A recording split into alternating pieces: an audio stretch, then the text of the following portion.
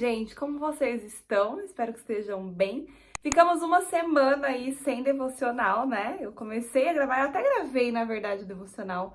Comecei a editar, mas eu senti que eu não deveria postar, porque justo naquele dia de toda a semana, o dia que eu fui gravar o devocional, eu acordei com alergia no meu olho e no meu nariz, coçando muito meu nariz e meu olho, no meio da gravação.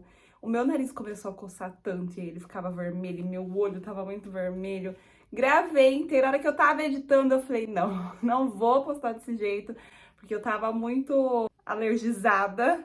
E aí eu acabei desistindo, deixei, falei, não, vou fazer direito, vou fazer com um pouco mais de calma também. Eu tava com o tempo bem apertado naquele final de semana e deixei pra gravar então só nessa semana. E aqui estou, vai ser maravilhoso do mesmo jeito. Vou falar tudo de novo e tenho certeza que vai abençoar muito a vida de vocês. Então vamos lá, vamos começar. Eu quero falar com vocês hoje sobre o nosso coração.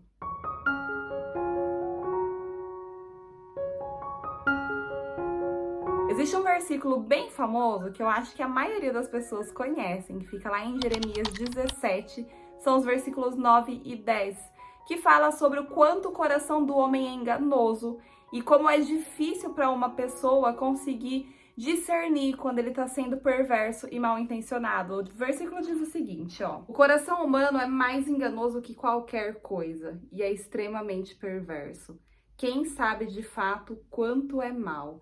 Esse daqui é o versículo 9 e a gente vai ficar nele por enquanto. É muito difícil a gente saber quando o nosso coração ele tá nos induzindo a fazer algo que realmente deve ser feito, que é uma boa escolha, ou quando ele está sendo motivado pela nossa natureza humana, quando ele está sendo motivado por intenções que não são aquelas pelas quais a gente deveria se guiar. Por outro lado, sabendo que nós temos a tendência, né? O ser humano tem a tendência de se guiar pelo coração, por aquilo que sente, de tomar decisões motivadas por aquilo que está sentindo no coração.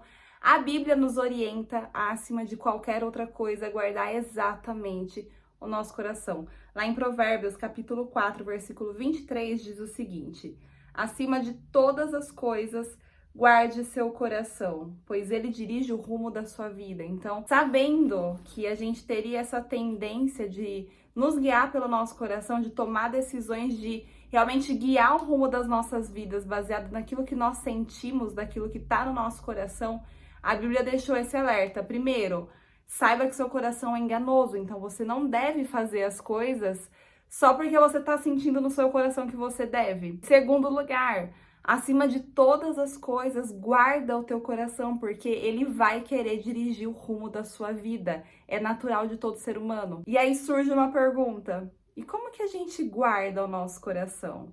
E lá em Jeremias, na continuação, inclusive, do versículo, eu li para vocês o 9, eu falei que era 9 e 10. E na continuação do versículo, no 10, na verdade, a parte A do versículo 10, diz algo que está em vários outros lugares da Bíblia também, e que mostra como a gente guarda o nosso coração. O versículo 10, parte A, diz o seguinte: eu, o Senhor, examino o coração e provo os pensamentos. O segredo para que a gente não erre seguindo os nossos corações é deixando que o Senhor o examine e que ele ou alinhe o que a gente está sentindo, aquilo que ele realmente quer que a gente faça, ou que ele realmente dê a permissão e fale: ok, isso que você está sentindo tá vindo do meu espírito, você pode fazer o que você tá sentindo. A única forma da gente saber isso é deixando que o Senhor sonde o nosso coração. E outro lugar que fala sobre isso é o Salmo 139, versículos 23 e 24. Vamos ler ele também.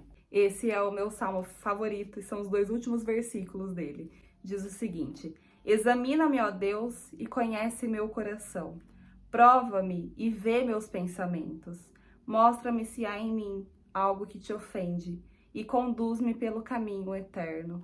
Ou seja, quando a gente coloca o nosso coração à prova, quando a gente abre o nosso coração e os nossos pensamentos também, porque tudo está muito ligado, para que o Senhor sonde, para que Ele prove, para que Ele nos mostre se realmente está alinhado àquilo que Ele tem, Ele vai nos conduzir pelo caminho eterno. E as nossas escolhas aqui na Terra estão muito ligadas àquilo que a gente vai viver na eternidade. Então, quando a gente permite que Ele nos esquadrinhe, que Ele nos sonde, Ele vai nos mostrar qual é o caminho correto a seguir, qual é o caminho que está ligado àquilo que ele tem preparado pra gente na eternidade. E mais uma coisa que vai te mostrar se você realmente pode seguir o que o teu coração tá te dizendo, se isso realmente tá sendo direcionado por Deus, se tá vindo dele, ou se é algo que você deve abandonar e traçar uma nova trajetória para você seguir, é o que diz lá em Colossenses capítulo 3, versículo 15. Lá diz que a paz do Espírito é o árbitro no nosso coração. É aquilo que nos diz se aquilo que a gente tá sentindo realmente deve ou não ser feito, se deve ou não ser seguido. A paz do Espírito precisa estar presente nas nossas decisões. Mas aí entra um outro detalhe. Como que a gente vai saber se essa paz que eu tô sentindo realmente tá vindo do Espírito ou se é algo baseado nas minhas convicções, naquilo que eu quero fazer e por isso eu já me convenci de que aquilo é certo e eu tô em paz com aquilo porque eu quero fazer aquilo. Então eu mesma tô me guiando porque isso acontece também. Quantas vezes a gente já não ouviu pessoas falando que fez algo porque sentiu no coração que devia e sentiu uma coisa boa e se sentiu em paz, foi lá e fez e viu que não era pra fazer, não era de Deus, mas ela estava sentindo aquela paz no coração dela. Mas será que essa paz realmente vinha da parte de Deus? Vamos ver como que a gente faz pra saber se vem ou não? A melhor forma da gente saber se aquilo que a gente tá sentindo, se a paz que a gente tá sentindo, se a decisão que a gente quer tomar tá vindo da parte de Deus ou não, é confrontando isso que a gente tá sentindo com aquilo que a palavra de Deus diz. Lá em Tiago, capítulo 1, versículo 17, a Bíblia diz que Deus não muda, que não há nele sombra de variação. Se ele não muda, aquilo que ele deixou pra gente como mandamento, como princípio, os valores dele também não mudam. Então, se você tá sentindo que você deve fazer algo e você tá em paz com essa decisão, mas se você for para a Bíblia, você vai ver que a Bíblia é completamente contra isso, que Deus ali em todos os princípios e mandamentos e orientações que ele deixou para nós, ele é completamente contra isso que você está querendo fazer. Então essa paz não deve estar vindo dele, quer dizer, com certeza não está vindo dele. Então você precisa confrontar isso que você está sentindo com a palavra de Deus. E se não está vindo dele, então é o momento de deixar isso para lá e de pedir para ele sondar o teu coração e para ele te mostrar qual é a decisão e o caminho correto a ser seguido de acordo com aquilo que você tá desejando fazer ou que você tá tentando mudar na sua vida, o caminho que você tá querendo tomar. Pede para ele então mostrar, de acordo com a palavra dele, qual é a melhor decisão e o melhor comportamento para você ter nesse momento. Se aquilo que você tá desejando fazer ferir um único e pequeno detalhe daquilo de quem Deus é, ou daquilo que ele criou você para ser, então você pode ter certeza de que essa sensação, essa paz que você tá sentindo, não tá vindo dele, mas do teu coração que é enganoso. E aí você pode estar pensando agora, ok, já entendi tudo isso, entendi que meu coração é enganoso, eu entendi que eu preciso deixar o Senhor sondar ele para saber se aquilo que eu tô sentindo vem dele ou não. E uma forma de me ajudar a sentir, a saber tudo isso, é a paz do Espírito que vai ser um árbitro no meu coração, que vai me dizer se aquilo que eu tô sentindo realmente vem dele ou não. Mas também a paz pode estar vindo das minhas convicções, então eu preciso confrontar essa sensação que eu tô tendo, essa vontade, esse desejo que eu tô tendo com aquilo que a Bíblia diz sobre o assunto, mas ainda resta uma dúvida. Como eu vou saber o que a Bíblia diz sobre o assunto? Afinal, existem milhares de possibilidades e de realidades, de coisas a acontecer, e como eu sei se a Bíblia diz alguma coisa sobre tudo, se tem um direcionamento específico sobre aquilo que eu tô vivendo, porque pode ser que eu esteja vivendo alguma coisa que não tem, assim, claro na Bíblia. Como que eu vou saber se tem ou não? E lá em João, capítulo 8, versículo 32, diz o seguinte: conhecereis a verdade e a verdade vos libertará.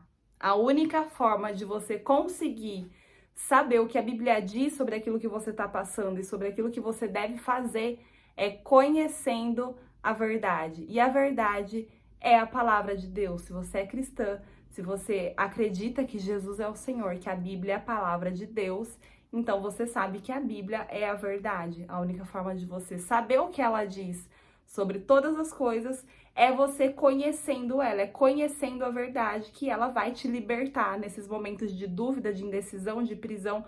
Você vai ser liberto por aquilo que a palavra diz sobre isso. Só que é necessário que você tenha intimidade com a palavra de Deus, intimidade com Deus, para saber o que ele pensa, para saber o que ele deseja que você faça em cada decisão da sua vida. Aí você pode pensar, mas existem coisas que são realmente muito específicas, e a Bíblia não diz algo especificamente também sobre aquilo. Só que tudo que a gente vai fazer na nossa vida, você pode perceber que está baseado em algum tipo de princípio, algum tipo de valor, algum tipo de intenção. E tudo isso a Bíblia nos esclarece, tudo isso tá sim na Bíblia. Então pode ser que a situação específica não esteja lá na Bíblia. Você quer tomar uma decisão que na Bíblia não fala se é certo hoje eu acordar e tomar leite com chocolate, por exemplo. A Bíblia não fala se é correto você tomar leite com chocolate ou não. Mas, de repente, a sua intenção em tomar... Gente, é um exemplo, eu espero que dê para entender. A sua intenção em acordar e tomar um leite com chocolate é pegar a caneca de leite, ir para a sacada do teu prédio, eu moro num prédio, ir para o quintal da tua casa e tomar na frente de um vizinho que ama leite com chocolate, que ele não pode comprar isso, e você vai lá todos os dias para mostrar para ele, falar, olha só, eu tenho leite com chocolate, que delícia, e você toma para causar nele um sentimento de inveja, um sentimento de inferioridade.